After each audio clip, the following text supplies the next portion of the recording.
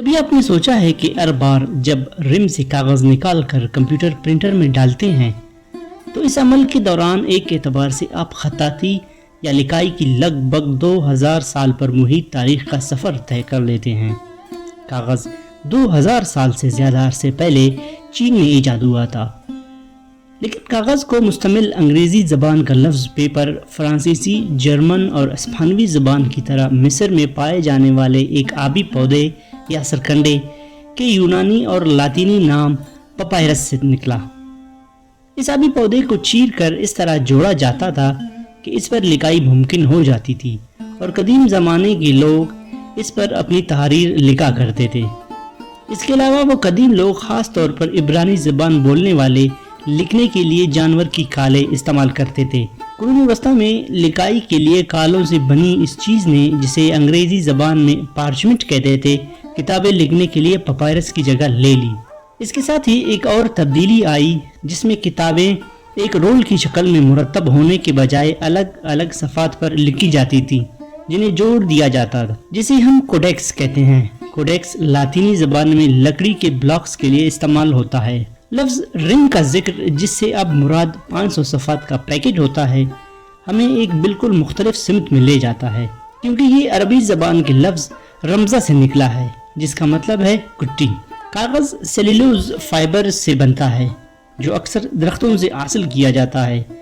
چینی لوگ جنہوں نے کاغذ ایجاد کیا گرم آب و ہوا والے خطے میں رہتے تھے اور مختلف پودوں اور جھاڑیوں کی اندرونی چھال سے کاغذ بناتے۔ اس کی ایجاد کے کچھ ہی عرصے بعد بدھ راہبوں تاجروں کے ذریعے کاغذ بنانے کا علم پڑوسی علاقوں جیسے کہ جاپان، کوریا اور وسطی ایشیا میں پہنچ گیا، جہاں لوگوں نے مقامی طور پر میسر مواد کو استعمال کرتے ہوئے کاغذ بنانا سیکھ لیا۔ وسطی ایشیا میں جہاں وہ پودے دستیاب نہیں تھے جو چین میں موجود تھے، لوگوں نے پرانے کپڑوں، رسیوں، کپاس اور سن جیسے مقامی پودوں سے سیلولوز فائبر حاصل کرنا شروع کیا۔ 7ویں اور 8ویں صدی میں جب مسلمان، جو اس وقت صرف پپائرس اور پارچمنٹ سے واقف تھے، وسطی ایشیا میں پہنچے اور انہوں نے پہلی بار کاغذ دیکھا تو انہیں احساس ہوا کہ اس سے تو بہت فائدہ اٹھایا جا سکتا ہے۔ 200 سال کے اندر اندر اسلامی تہذیب کے توسط سے کاغذ بنانے کا علم وسطی ایشیا سے ایران، عراق، شام، مصر، مراکش اور آخر سسلی اور اسپانیہ کو ملا کر 5000 میل تک پھیل چکا تھا۔ صدیوں تک یورپ میں کاغذ کی ایجاد کے بارے میں بحث ہوتی رہی اور یہی سمجھا جاتا تھا کہ یہ پپائرس سے بنا ہے اور اسے قدیم مصریوں نے ایجاد کیا تھا، لیکن قرون وسطیٰ کے مسلمانوں کو ہمیشہ سے معلوم تھا کہ کاغذ چین میں بنتا ہے۔ 11ویں صدی کے عرب مورخ الطلابی نے مختلف علاقوں کے لوگوں کی خصوصیات پر مبنی اپنی تصنیف کتاب اللطائف المعارف میں لکھا ہے کہ کاغذ سمرقند کی خاص چیزوں میں سے ایک ہے اور یہ پپائرس اور پارچمنٹ کے مقابلے میں زیادہ نرم اور بہتر ہے، اس پر لکھنا زیادہ آسان ہے۔ الطالبی کے مطابق 551 میں عربوں کے ساتھ جنگ طلاس میں قیدی بننے والے چینیوں کے ذریعے کاغذ بنانے کا طریقہ سمرقند تک پہنچا۔ انہوں نے لکھا کہ پھر کاغذ بڑے پیمانے پر بننے لگا اور اس کا استعمال عام ہو گیا، اور اس کے بعد سمرقند کے لوگوں کی اہم برآمدات میں کاغذ شامل ہو گیا۔ اس کی اہمیت کا سب کو اندازہ تھا اور ہر جگہ لوگ اس کو استعمال کرنے لگے۔ حالانکہ ان قیدیوں کی کہانی کو کئی بار بیان کیا جا چکا ہے، لیکن الطالبی کے بیان کو من و عن تسلیم کرنے میں احتیاط ضروری ہے۔ وسطی ایشیا میں مختلف مقامات سے کاغذ کے انتہائی پرانے نمونے ملے ہیں، جن سے ثابت ہوتا ہے کہ اس خطے میں کاغذ مسلمانوں کی آمد یا جنگ طلاس سے بہت پہلے بنا اور استعمال کیا جاتا رہا۔ مثال کے طور پر 1900 میں ایک چینی بدھ راہب کو اتفاقاً شاہراہ ریشم پر ایک نخلستان کے غار میں کاغذ کے 30,000 سے زیادہ اسکرول ملے۔ یہ غار پہلی مرتبہ 1366 میں استعمال ہوا اور پھر 10ویں صدی میں بند کر دیا گیا تھا۔ اس کا مطلب ہے اس میں ملنے والی کاغذات جو بدھ اور داؤ مذہب کنفیوشس کی تعلیمات، سرکاری دستاویزات، کاروباری معاہدوں، کیلنڈروں اور متفرق دستاویزات پر مشتمل ہیں اور کئی زبانوں میں لکھے گئے ہیں، اس دور سے تعلق رکھتے ہیں۔ قرون وسطیٰ کے فلسفی اور مورخ ابن خلدون کے مطابق وزیر الفضل بن یحییٰ نے 9ویں صدی کے اوائل میں اس وقت کاغذ بنانے کا طریقہ بغداد میں متعارف کرایا تھا، جب پارچمنٹ کی کمی ہو گئی تھی اور انہیں وسیع عباسی سلطنت کا انتظام چلانے کے لیے لکھائی کے لیے مواد چاہیے تھا۔ یہ وزیر ذاتی طور پر کاغذ کو متعارف کرانے کے لیے ذمہ دار تھے یا نہیں، اہم بات یہ ہے کہ ان کے خاندان کا تعلق بلخ سے تھا، جو اب شمالی افغانستان میں ہے، جہاں کاغذ صدیوں سے بنتا اور استعمال ہوتا آ رہا ہوگا۔ ابن خلدون لکھتے ہیں، اس طرح حکومتی دستاویزات اور صنعت کے لیے کاغذ استعمال ہونا شروع ہو گیا، لوگوں نے اسے علمی کام کے لیے استعمال کرنا شروع کیا اور کاغذ بنانے کی صلاحیت میں بھی قابل قدر حد تک اضافہ ہو گیا۔ ابن خلدون نے افسر شاہی کے لیے کاغذ کی ایک اہم خاصیت کا ذکر نہیں کیا، اور وہ یہ تھی کہ اس کی سیاہی جذب کرنے کی صلاحیت، جس کی وجہ سے پپائرس اور پارچمنٹ کے برعکس اس پر لکھے کو مٹانا مشکل تھا۔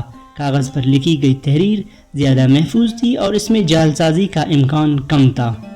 9ویں صدی میں کاغذ کی نئی دستیابی کی وجہ سے ادب، نیچرل سائنس سے لے کر مذہب تک حقیقتاً تمام مضامین میں تخلیقی کام کی بہار آ گئی۔ علماء نے کاغذ پر پیغمبر اسلام کی احادیث کو جمع کرنا شروع کیا۔ بغداد میں کاغذ بنانا اور اسٹیشنری کا کام جلد ہی ایک اہم کاروبار بن گیا۔ 9ویں صدی کے معلم، مصنف اور کاغذ کے تاجر احمد بن ابی طاہر کی اسٹیشنری بازار میں دکان تھی، جہاں کاغذ اور کتب فروشوں کی 100 سے زائد دکانیں تھیں۔ عباسی دور کے بغداد میں اسٹیشنری کی دکان ایک طرح کی پرائیویٹ ریسرچ لائبریری جیسی ہوگی۔ بغداد میں ایک عالم تھے جو کتاب پڑھنے کے لیے پورے دن دکان کرائے پر لے لیتے تھے۔ بغداد میں 10ویں صدی میں ایک اور مشہور اسٹیشنر اور لکاری ابن ابی یعقوب تھے، جنہوں نے اپنی پروفیشنل معلومات کی بنیاد پر فہرست ترتیب دی تھی، جو قرون وسطیٰ کی کتابوں اور تصانیف کے بارے میں انسائکلوپیڈیا اور ایک خزانہ ہے۔ 10ویں صدی کے آخر میں کاغذ نے نہ صرف مصر میں مکمل طور پر پپائرس کی جگہ لی، جو وہاں بلا تعطل 4000 سال سے استعمال ہو رہا تھا۔ ہم تک پہنچنے والی دستاویزات اور عربی ذرائع بتاتے ہیں کہ اسلام کے ابتدائی دور میں مصر میں پپائرس ابھی بنا جا رہا تھا، لیکن 9ویں صدی کے آغاز سے کاغذ کی اہمیت بڑھ گئی تھی۔